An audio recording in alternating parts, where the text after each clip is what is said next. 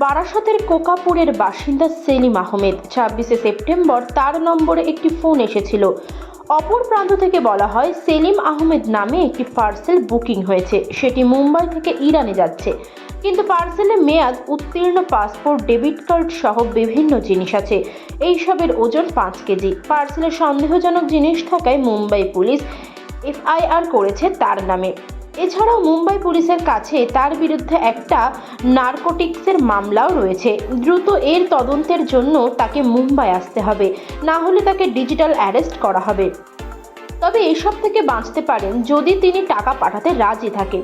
সেজন্য প্রতারকরা একটি bank account number দেয়, তাতে 2 দফায় 21 লক্ষ টাকা জমা করে দেন পেশায় বেসরকারি সংস্থার কর্মী সেলিম। কিন্তু এরপরে ওই নম্বরে ফোন করে আর যোগাযোগ করতে পারেননি তিনি। প্রতারিত হয়েছে বুঝতে পেরেই 27শে সেপ্টেম্বর বারাসত সাইবার ক্রাইম থানায় অভিযোগ করেন।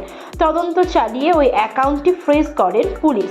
খোয়া যাওয়া 21 লক্ষ টাকার মধ্যে উদ্ধার হয়েছে 10,63,000 টাকা। মঙ্গলবার উদ্ধার হওয়া টাকা প্রতারিত ব্যক্তি সেলিম আহমেদের হাতে তুলে দেয় বারাসত সাইবার ক্রাইম থানা। এ নিয়ে সাইবার পুলিশের এক কর্তা বলেন, অ্যাকাউন্ট ফ্রিজ করার আগেই অর্ধেক টাকা প্রতারকরা তুলে নেয়। অ্যাকাউন্টে পড়ে থাকা 10,63,000 টাকা উদ্ধার হয়েছে। প্রতারকদের হদিশ পেতে তদন্ত চলছে।